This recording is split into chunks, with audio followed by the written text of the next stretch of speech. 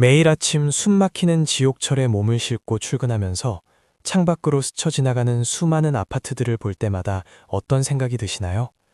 저렇게 빽빽하게 집이 많은데 도대체 내 집은 어디에 있을까? 월급은 통장을 가볍게 스쳐 지나갈 뿐이고 천정부지로 솟아오른 집값을 보면 내 집 마련이라는 꿈은 이번 생엔 불가능한 미션처럼 느껴져 깊은 한숨만 나오실 겁니다. 남들은 코인이다 주식이다 돈을 번다는데 갓 사회생활을 시작한 2030 직장인에게 부동산은 너무 거대한 장벽 같습니다. 막막한 마음 저도 충분히 이해합니다. 하지만 절망하기엔 아직 이릅니다. 최근 이 굳건했던 부동산 장벽에 거대한 균열을 일으킬 엄청난 소식이 하나 발표되었습니다. 바로 세상을 떠들썩하게 만들고 있는 1기 신도시 재건축 특별법의 통과입니다.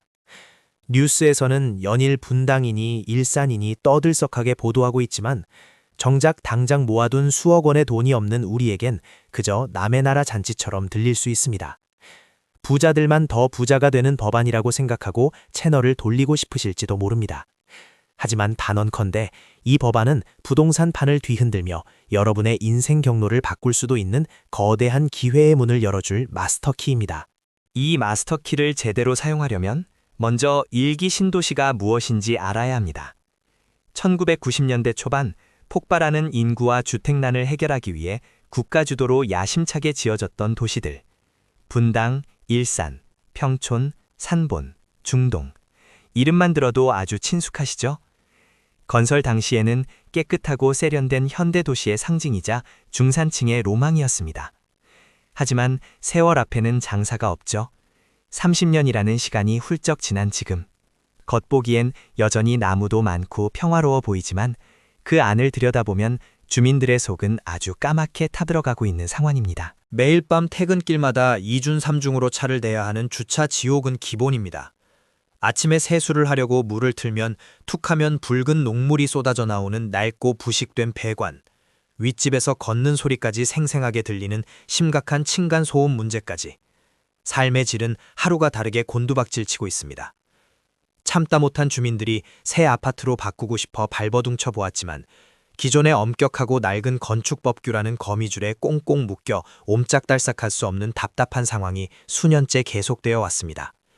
집이 무너지기 직전인데도 법 때문에 새로 짓지 못하는 아이러니한 상황이었죠. 이 답답하고 견고한 족쇄를 단번에 끊어내기 위해 정부가 뽑아든 칼이 바로 노후계획도시 정비특별법, 우리가 흔히 부르는 1기 신도시 특별법입니다. 복잡한 법률 용어는 잊으셔도 좋습니다. 이 법의 핵심은 아주 간단하고 파격적입니다. 너희들의 낡고 위험한 아파트를 부수고 새 아파트를 지을 때 훨씬 더 높고 빽빽하게 그리고 빠르게 지을 수 있도록 나라에서 특별히 허락해주겠다는 선언입니다. 수십만 가구가 사는 거대한 도시들이 한꺼번에 슬럼화되는 것을 막고 완전히 새로운 미래 도시로 탈바꿈시키기 위한 국가적인 대형 프로젝트인 셈입니다. 여기서 아마 이런 의문이 강하게 드실 겁니다. 그래서 당장 수억 원짜리 아파트 살 돈도 대출받을 능력도 없는 나랑 그 특별법이 도대체 무슨 상관인데? 지극히 현실적이고 타당한 질문입니다. 맞습니다. 당장 이 소식을 듣고 10억이 훌쩍 넘는 분당의 아파트를 사러 달려갈 수는 없죠. 하지만 자본주의 시장에서 판도가 완전히 바뀌는 거대한 흐름을 읽지 못하면 영원히 도태됩니다. 1기 신도시라는 거대한 지역이 통째로 재건축되면 주변 지역의 전세가, 매매가, 심지어 정부의 부동산 정책까지 연쇄적으로 엄청난 지각 변동이 일어납니다. 마치 호수에 거대한 바위를 던지면 아주 멀리까지 물결이 퍼져나가는 것과 같습니다. 지금 이 판의 룰과 파급 효과를 미리 이해하고 공부해두면 남들이 전세가 폭등해 패닉에 빠져 있거나 무리한 투자로 눈물 흘릴 때 여러분은 가장 안전하고 유리한 틈새 위치를 선점할 수 있습니다. 자본주의라는 냉혹한 생존 게임에서 지식과 룰을 아는 것은 곧 가장 강력한 무기를 손에 쥐는 것과 같습니다. 돈이 없다고 눈을 가려버리면 영원히 기회는 오지 않습니다. 자, 그럼 본격적으로 부동산 게임에서 이기기 위한 첫 번째 무기를 벼려보겠습니다. 재건축의 사업성을 이해하려면 복잡한 경제학 대신 딱 두 가지 단어만 기억하시면 됩니다. 첫 번째는 뉴스에서 지겹도록 나오는 용적률입니다. 어려운 한자어 같지만 쉽게 말해 주어진 땅 위에 건물을 얼마나 높게 여러 층으로 쌓아 올릴 수 있는지를 나타내는 비율입니다. 어린 시절 가지고 놀던 레고 블럭을 상상해 보세요. 바닥에 놓인 레고판 위에 블럭을 2층까지만 쌓을 수 있느냐, 아니면 5층, 10층까지 높게 쌓을 수 있느냐를 결정하는 규칙이 바로 용적률입니다. 용적률이 높을수록 건물을 더 높이 지을 수 있다는 뜻입니다. 만약 여러분이 100평짜리 땅을 가지고 있는데 용적률이 200%라면 건물의 각 층 바닥 면적을 모두 합쳐서 총 200평이 될 때까지 건물을 지을 수 있습니다. 이번 특별법은 이 용적률을 최대 500%까지, 즉 기존보다 2배 이상 엄청나게 높게 지을 수 있도록 파격적으로 허락해 주겠다는 겁니다. 5층짜리 아파트를 부수고 20층짜리 건물을 올리면 빈집이 엄청나게 많이 생기겠죠.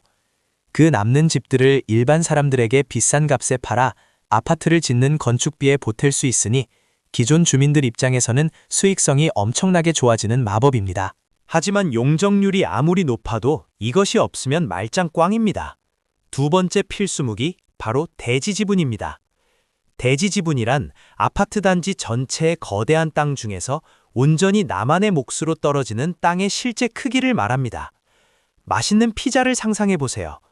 똑같은 라지 사이즈 피자 한 판을 5명이서 여유롭게 나누어 먹는 것과 10명이서 다닥다닥 붙어 앉아 쪼개 먹는 것은 내가 먹을 수 있는 한 조각의 크기가 완전히 다르죠. 여기서 피자 전체는 아파트 단지의 땅이고 내가 집어든 조각이 바로 여러분의 대지지분입니다.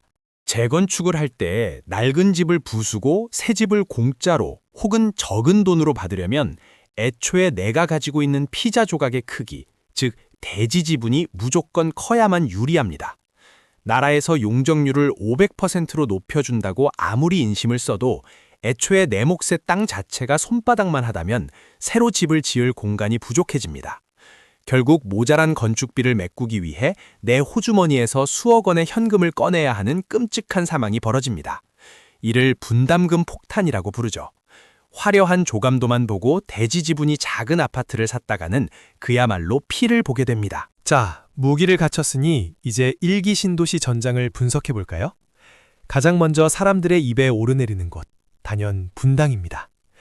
분당은 강남과의 접근성이 압도적으로 훌륭하고 일자리, 학군, 상권 등 모든 인프라가 완벽하게 갖춰진 완성형 도시입니다. 기본적으로 동네 자체의 집값이 매우 비싸죠. 이게 왜 중요할까요? 재건축 후 남는 집을 일반 분양으로 팔 때 아주 비싼 가격에 팔 수 있기 때문입니다. 비싸게 팔면 건축비를 충당하고도 돈이 남으니 주민들 입장에서는 가장 적은 돈을 내고 새 집을 얻을 수 있는 최고의 사업성을 자랑합니다. 반면 일산은 어떨까요?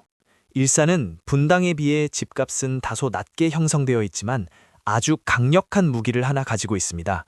바로 평균 용적률이 169%로 일기 신도시 중에서 가장 낮다는 점입니다. 용적률이 낮다는 것은 건물들이 듬성듬성 떨어져 있어 주민 각자가 차지하는 목, 즉 대지 지분이 넉넉하다는 뜻입니다. 빈 땅이 많으니 재건축을 통해 집을 늘리기에 최적의 조건을 갖춘 셈이죠. 하지만 일반 분양을 할 때 분당만큼 비싼 값에 팔지 못하기 때문에 수익성을 극대화하기 위해서는 건축비를 얼마나 방어하느냐가 핵심 관건이 됩니다. 그렇다면 평촌, 산본, 중동은 어떨까요? 평촌은 전국 최고 수준의 훌륭한 학군을 자랑하며 든든한 수요층이 버티고 있지만 평균 용적률이 204%로 이미 꽤 높게 지어져 있습니다. 산본과 중동 역시 상황은 비슷하여 평균 용적률이 200%를 훌쩍 넘어갑니다. 이미 건물이 빽빽하게 들어차 있어 대지 지분이 상대적으로 작다는 의미입니다. 이런 곳들은 특별법의 혜택으로 용적률을 높여주더라도 늘어나는 건축비 대비 수익성을 맞추기가 꽤 까다로울 수 있습니다. 무조건 신도시라고 다 똑같이 돈이 되는 것은 아니라는 냉혹한 현실입니다. 자, 각 지역의 특징을 파악했다면 이제 재건축 게임에서 가장 중요한 키워드를 만날 차례입니다. 바로 선도지구입니다. 특별법이 통과되었다고 해서 내일 당장 일기 신도시 수십만 가구를 한꺼번에 다 부수고 공사를 시작할 수는 없습니다. 그렇게 하면 도로는 마비되고 흙먼지가 하늘을 덮으며 끔찍한 전세대란이 일어날 테니까요. 그래서 정부는 가장 모범적으로 먼저 재건축을 시작할 1등 단지를 뽑아서 밀어주기로 했는데 이것이 바로 선도지구입니다. 재건축 시장에서 속도는 곧 생명이자 막대한 돈입니다. 이 타이틀을 따내야만 살아남을 수 있죠. 시간이 지체될수록 은행 이자는 눈덩이처럼 불어나고 건축비는 천정부지로 치솟습니다. 선도직으로 지정되면 정부의 전폭적인 행정 지원과 인허가 단축 혜택을 받아 가장 빠르고 안전하게 최첨단 새 아파트로 탈바꿈할 수 있습니다. 그렇다면 어떤 단지가 1등으로 뽑힐까요? 화려한 조감도 아닙니다. 정부가 내건 가장 강력한 평가 기준은 바로 주민들의 압도적인 동의율입니다. 아무리 역세권의 대지 지분이 넓어도 주민들끼리 의견이 맞지 않아 매일 멱살을 잡고 싸우고 있다면 정부가 나서서 귀중한 세금과 인력을 들여 도와줄 명분이 전혀 없는 것이죠. 만약 여러분이 일기 신도시 투자를 진지하게 고려하고 있다면 방 안에서 인터넷 뉴스만 볼 것이 아니라 당장 운동화를 신고 현장으로 나가야 합니다. 해당 아파트 단지 입구에 재건축 추진을 알리는 현수막이 얼마나 절박하고 뜨겁게 걸려 있는지 두 눈으로 직접 확인하세요. 주민들이 자체적으로 만든 통합재건축추진위원회가 얼마나 체계적이고 활발하게 동의서를 걷고 있는지를 살피는 것이 그 어떤 고급 정보보다 중요합니다. 주민들의 단합된 의지가 곧 그 단지의 미래 가치를 결정짓는 가장 확실하고 강력한 지표이기 때문입니다. 여기까지 들으면 당장이라도 연끌을 해서 대출을 풀로 받아서 일기 신도시에 입성해야 할 것만 같이 가슴이 뛰실 겁니다. 하지만 빛이 강하면 그림자도 짙고 수익이 크면 리스크도 잔혹한 법입니다. 이제부터는 우리가 절대 간과해서는 안 될 재산을 잃을 수도 있는 치명적인 리스크에 대해 차갑게 이야기해 보겠습니다. 가장 무서운 적은 앞서 잠깐 언급했던 분담금 폭탄입니다. 최근 철근, 시멘트 등 건설 자재비와 인건비가 무섭게 폭등하면서 아파트 한 채를 짓는 원가 자체가 과거와는 비교할 수 없을 정도로 엄청나게 뛰어올랐습니다. 특별법으로 용적률 혜택을 듬뿍 받아 일반 분양을 넉넉하게 하더라도 이 미쳐버린 공사비를 방어하지 못하면 어떻게 될까요? 결국 조합원들, 즉 기존 집주인들이 십시일반으로 수억 원의 생돈을 현금으로 토해내야 하는 비극적인 상황이 발생합니다. 낡은 집을 주고 삐까뻔쩍한 새 집을 공짜로 받는다는 달콤한 환상은 버리셔야 합니다. 자칫 잘못하면 새 집의 열쇠를 받기도 전에 눈덩이처럼 불어난 분담금과 이자를 감당하지 못해 헐값에 집을 넘기고 쫓겨나듯 길거리로 나앉아야 하는 빚더미의 수렁에 빠질 수도 있다는 뜻입니다. 두 번째 리스크는 집이 없는 2030 세대에게 훨씬 더 직접적이고 뼈아픈 타격을 주는 이주 대란입니다. 선도지구로 지정된 단지들이 본격적으로 펜스를 치고 공사에 들어가면 그곳에 살던 수만 명의 사람들이 하루아침에 한꺼번에 임시로 살 집을 찾아 밖으로 쏟아져 나옵니다. 일기 신도시 주변 지역의 전세나 월세 물건은 순식간에 시가 마를 것이고 수요가 폭발하니 전세가는 그야말로 미친 듯이 하늘을 뚫고 치솟을 것입니다. 이는 해당 지역이나 인근에 전세나 월세로 살고 있는 우리 같은 사회초년생들에게는 생존을 위협하는 직격탄이 됩니다. 갑자기 집주인이 보증금을 수천만 원 올려달라고 통보하거나 당장 방을 빼라고 압박할 위험이 턱 밑까지 다가오는 것이죠. 재건 쪽의 화려한 미래 뒤에는 이렇게 주거 불안정이라는 냉혹한 현실이 도사리고 있습니다. 마지막으로 명심해야 할 무서운 적은 바로 시간입니다. 재건축 사업은 아무리 기를 쓰고 빨리 진행해도 최소 10년, 길게는 20년 이상이 걸리는 험난하고 지루한 장기전입니다. 선도직으로 지정되었다고 해서 1, 2년 뒤에 바로 새 아파트 베란다에서 커피를 마실 수 있는 것이 절대 아니라는 사실을 뼈저리게 명심해야 합니다. 이 긴 시간 동안 정권이 바뀌어 법이 뒤집히거나 글로벌 경제 위기가 오거나 시공사와 주민 간의 이권 다툼이 생기면 시간은 무한정 늘어납니다. 단기 시세 차익을 노리고 영끌 대출을 받아 불나방처럼 뛰어드는 것은 자살행위와 같습니다.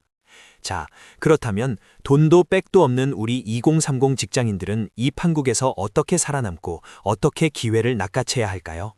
첫째, 벼락거지가 될 것 같다는 조급함을 완전히 쓰레기통에 버리세요. 재건축은 긴 호흡의 마라톤입니다.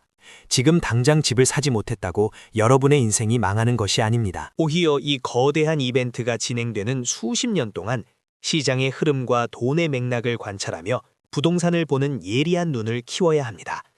둘째, 정면 승부가 안 된다면 일기 신도시 주변 지역의 파생 효과를 영리하게 노리세요.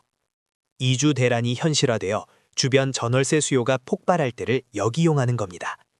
일기 신도시와 교통은 편리하게 연결되면서도 상대적으로 가격이 저렴하고 소외되었던 외곽 지역의 중소형 아파트나 빌라를 미리 눈여겨보세요.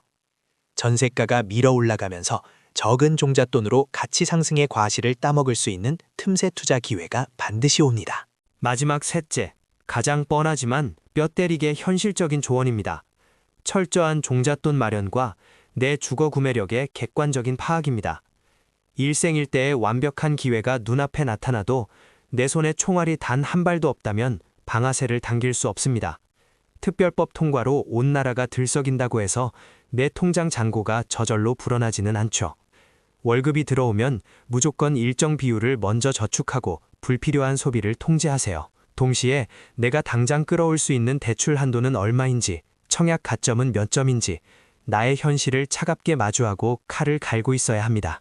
일기 신도시 재건축 특별법은 분명 누군가에게는 부의 사다리를 타고 올라갈 일생일대의 기회지만 누군가에게는 준비 없이 휩쓸려 큰 상처만 남기는 헛된 신기루가 될 것입니다.